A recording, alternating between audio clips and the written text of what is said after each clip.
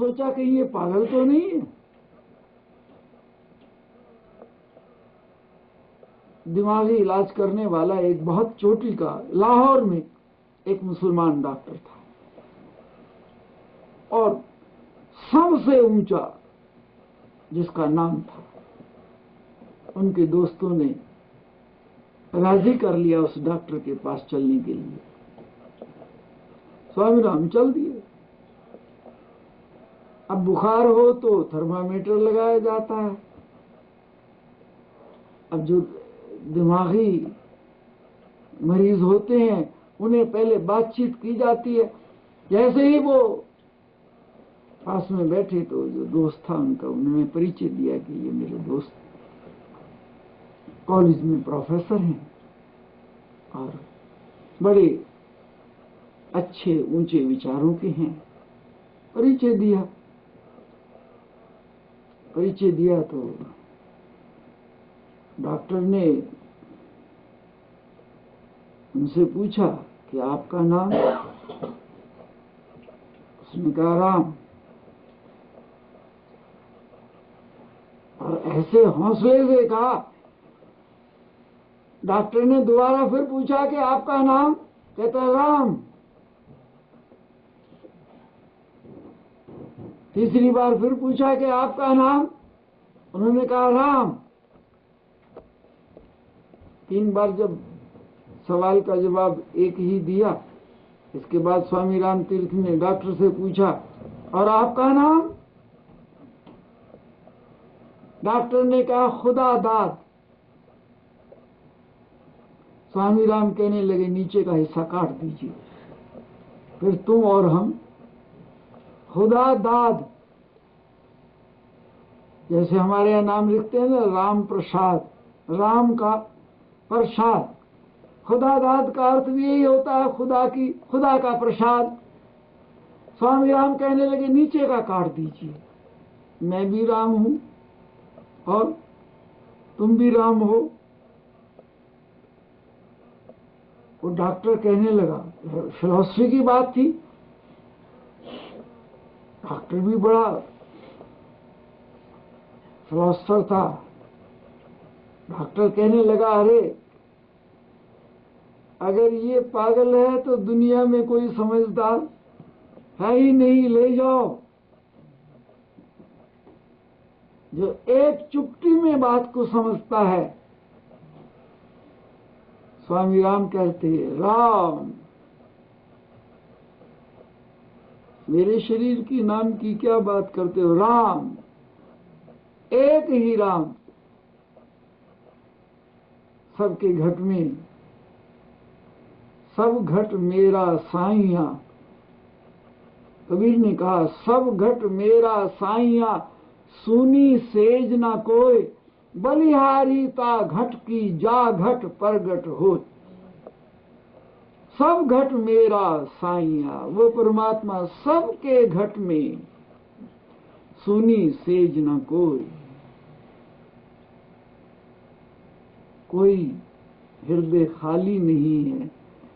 उस सैया के अंदर सब में वो राम रम रहा है, सब शरीरों में राम रम रहा है, सुनी सेज ना कोई, लेकिन बलिहारी ता घट की, उस शरीर की बलिहारी है, या घट प्रगट होए, जिसमें ये नाम प्रकट हो जाता है, जिसमें वो ईश्वर प्रकट हो जाता है।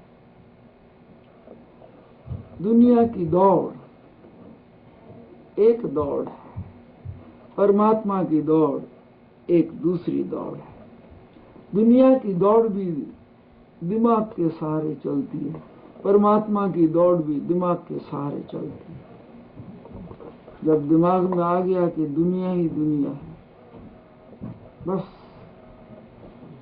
यहाँ की इज्जत, यहाँ का पैसा, यहाँ का सुख, उसके पीछे दौड़ता हुआ चला जाता है। जब दिमाग में आ गया कि परमात्मा ही है और कुछ नहीं, वो उसके पीछे दौड़ता हुआ चला जाता है। जिस तरफ जहां दौड़ता हुआ जो चला जाता है वही पा लेता है। वेदांत की फिलॉसफी कहती है एक नाम होता है जो जुबान से लिया जाता है, और जब भगवान के सर्वव्यापक रूप को समझ लिया गया, फिर उसे भीतर से मौन होकर अजपा जाप उसकी ताकत को निहारने के लिए थोड़ी देर के लिए ध्यान में उतरो। ध्यानहीना न पश्यन्ति निज देह व्यवस्थितम। वो सर्वव्यापक सत्ता हमारे शरीर के बीच में मौजूद है, लेकिन ध्यानहीना न पश्यन्ति, ध्यान के बगैर नजर नहीं आता। किसी को आवाज दो और पास में ही बैठा हो लेकिन आवाज सुन नहीं रही उसे, तब उसके पास जाकर के उसे हिलाकर कहते हैं, अरे तेरा ध्यान कहाँ गया, तुझे आवाज दे रहे हैं। अब वो चौंकता है। जरा आदमी का ध्यान कहीं बटा हुआ हो, पास में बैठे हुए उसे आवाज नहीं सुनती। ध्यान लग जाए, किसी बात में लग जाए, किसी चिंता में लग जाए, किसी खुशी में लग जाए, ये ध्यान लगे बगैर तो नहीं रहता, ये तो लगा ही रहता है। जहां गहराई से हमारे मन की पकड़ होती है, ध्यान वहीं डुबकी लगाता है। लेकिन खुद को पाने के लिए पहली शक्ति नाम, सीधा नाम स्मरण करने का तरीका पसंद कीजिए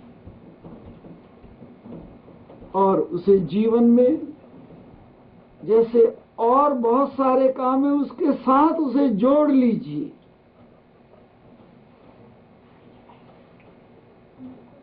24 घंटे जुड़ जाए तो भगवान का स्वरूप,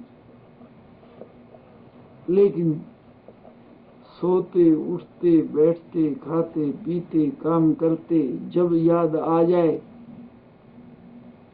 और समय के मुताबिक संसार के काम शुरू करने से पहले और सोने से पहले, समाप्त करने से पहले नाम को भीतर उतारिए।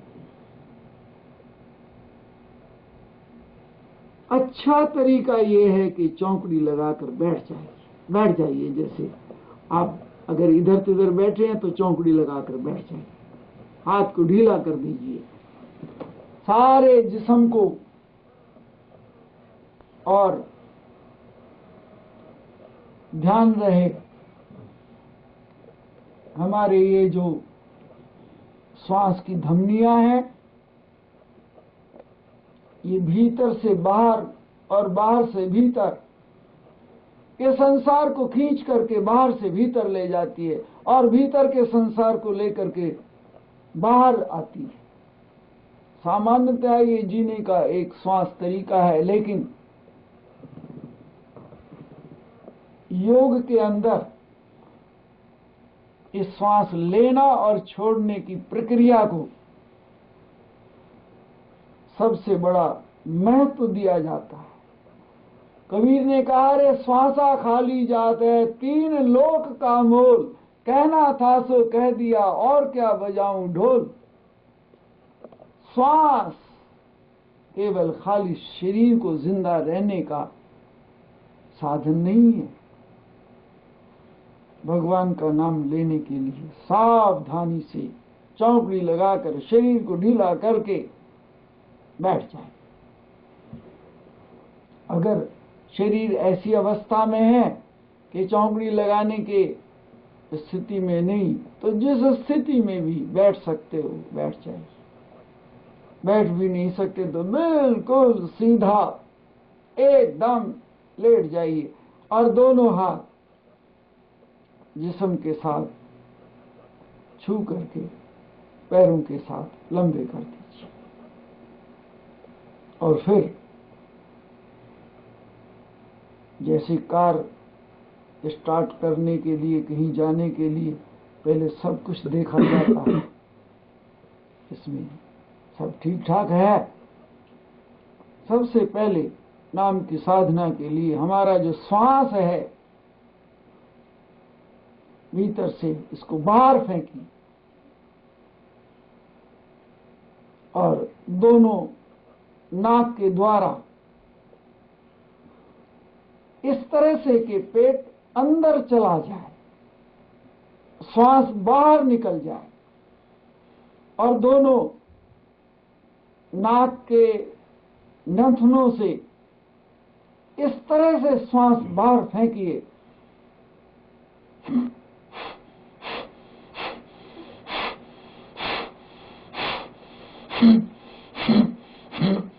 इस तरह से ये ऊपर की जो छत है इसे छू करके, जैसे हम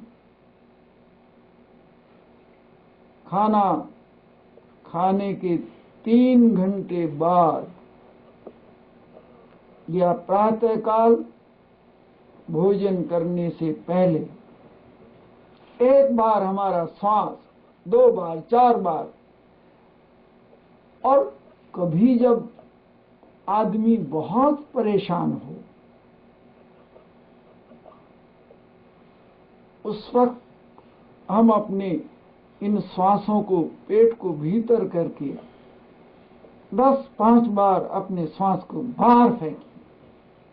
जब बाहर फेंकेंगे, बाहर से भीतर तो अपने आप चला जाएगा। फेंकिए और फिर 5-7 बार फेंकने के बाद अब केवल श्वास किस तरह से बाहर से भीतर जा रहा है उसको देखिए, भीतर से कैसे बाहर आ रहा है उसे देखिए। कुछ नहीं करना, और पहले ना राम लेना है नाम, ना और लेना, केवल जैसे सड़क पर गाड़ी दौड़ाने के लिए जितना सड़क सही लेवल में होगी गाड़ी उतनी ही बढ़िया दौड़ती है। हमारे भीतर सबसे पहले सड़क सीधी कीजिए, सड़क बिल्कुल कोई जंप नहीं, उसमें कुछ नहीं, ऊबड़ खाबड़ कुछ नहीं। देखिए भीतर से बाहर और बाहर से भीतर। 2 मिनट, 4 मिनट, 10 मिनट, जितना समय है, अगर केवल 1 महीना आदमी कुछ समय सुबह और शाम लगा करके इस श्वास को देखता है, ये सारे संसार की खबर लाता है, सारे विश्व की खबर लाता है। और जैसे ही फिर तुम्हारा प्यारा मंत्र जो भी आप ले रहे हैं, कहीं से गुरु मंत्र ले लिया, दीक्षा ले ली, कोई हर्ज नहीं, और नहीं ले ली तो भी कोई हर्ज नहीं। ये नाम किसी व्यक्ति की धरोहर नहीं है, ये किसी का खरीदा हुआ कोई माल नहीं है। अनायास भी स्मृति आ सकती है, किसी के द्वारा भी लिया जा सकता है, और उसे इस श्वास की सड़क पर छोड़ दीजिए। भीतर से बाहर, बाहर से भीतर, और खुद निश्चय ना कर सके आदमी तो फिर हमारा जो 4 वेदों का सार है, ओम ओम, श्वास के साथ ओ, जब हम भीतर से श्वास को बाहर फेंकते हैं और बाहर से भीतर, तो एक तार लगा लीजिए, ओ मैं, ओ मैं, ओ मैं, ओ मैं, ओ मैं। अगर हम राम शब्द लेना चाहते हैं तो राम, राम, राम, राम, छोड़ दीजिए उसमें। छोटी सी शीशी को साफ करना हो तो ब्रश डाल करके उसे साफ किया जाता है, और जब शीशी भीतर से साफ हो जाए, बाहर से साफ तो बड़े आराम से हो जाती है, और भीतर के साफ के लिए थोड़ा अधिक पुरुषार्थ करना पड़ता है।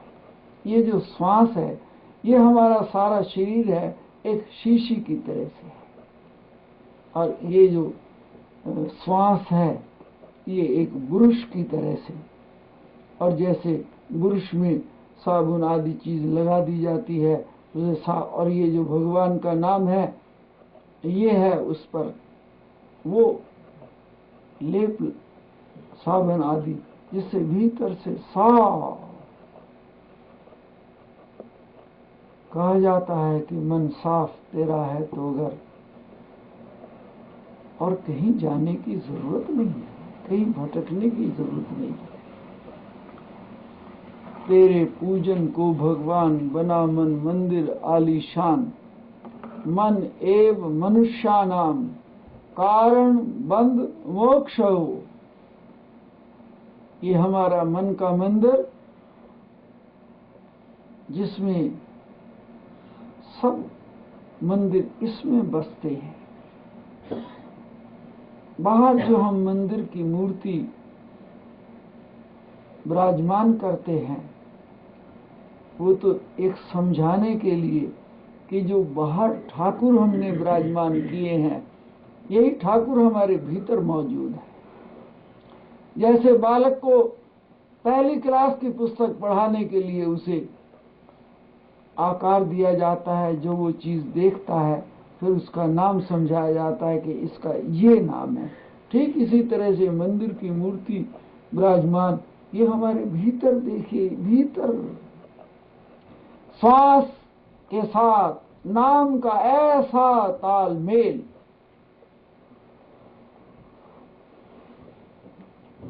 एक महीना भर आप अभ्यास कीजिए, कोई 10 जन्म की जरूरत नहीं है, कोई बहुत लंबे 10 साल 12 साल की जरूरत नहीं है। केवल ढंग से सफाई कीजिए। अब भीतर हमारे अंदर तो वो बैठा ही है, केवल नजर नहीं आता। सफाई की कमी के कारण हम अपने ही अंदर बैठे हुए भगवान से बात नहीं कर पाते। और ये हमारे पास जो एक श्वास की लड़ी है, जिसे रामचरितमानस में कहा, राम एक तापस्ती तारी। भगवान राम ने तो एक तपस्वी की पत्नी को, अहल्या को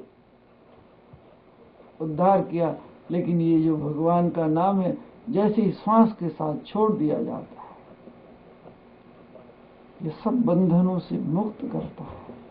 नाम की साधना, हमारी जो 3 ताकतें हैं, उसमें ये पहली ताकत नाम, पवित्रो वा अपवित्रो वा, आप किसी भी अवस्था में हैं, नाम की हर अवस्था में साधना कर सकते हैं। नाम से बढ़कर इस संसार में और कुछ भी नहीं, कोई ताकत नहीं। 1 महीने के अभ्यास के बाद यदि आपको ऐसे नजर आने लगा कि जैसे बाहर एक कपड़ा सुखाने के लिए रस्सी बांध दी जाती है और बाहर से दूर से रस्सी नजर आती है, ऐसी रस्सी की तरह से हमारा श्वास अंदर जाता हुआ और बाहर आता हुआ नजर आने लगे। फिर जितने परेशान आदमी होते हैं, उस परेशानी का एक मेन कारण होता है कि वो सही फैसला किसी काम का नहीं कर पाता। इनाम की साधना ऐसी है, वो हर चीज का सही फैसला करने में सक्षम होता है, पावरफुल होता है। इसलिए रामचरितमानस में रावण को समझाते हुए विभीषण ने कहा था, जहां सन्मति, जहां सुमति तहां संपत्ति नाना, जहां कुमति तहां विपत्ति निराला। विभीषण ने कहा था कि जहां सन्मति सुबुद्धि होती है, और सुबुद्धि का काम एक ही है कि वो सही फैसले करती, उसका एक ही का, और जहां सही फैसला हो गया बाकी सब। ये हमारी नाम की साधना पहली पावरफुल। ये हमें रामायण, महाभारत, श्रीमद् भागवत, शिव पुराण, ये सब हमें सही मार्ग पर सही निश्चय करने के लिए हमें पावरफुल करते हैं। जब आदमी के मन में अपने आप को ये समझ लेता है कि मैं बहुत समझदार हूं, तभी वो बहुत बड़ी भूल करता है। बहुत बड़ा समझदार कभी अपने आप को समझदार नहीं समझता। यही एक खूबी होती है कि जैसे ही हम बहुत अपने आप को अहंकार में ले आते हैं तो भगवान पीछे हट जाता है, बस। इसलिए कहा, प्रेम गली अति सांकरी, जा में दो न समाय। जब मैं था तब प्रभु नहीं, अब प्रभु है मैं ना। ये जब मैं था, जब अहंकार आता है तो भगवान पीछे हो जाता है, और सही फैसले करने भी उस वक्त कठिन हो जाते हैं जब अहंकार आकर के अपना किला बना लेता है। नाम की साधना पहली, श्वास साफ कीजिए, करत करत अभ्यास से जड़मति होत सुजान, रसरी आवत जाते सिल पर परत निशान। भगवान कृष्ण और अर्जुन के संवाद में, गीता में, अर्जुन ने कहा, प्रभु चंचलानी मनः कृष्णे पमार्थी बलवद दृढ़म। ये मन बड़ा चंचल है,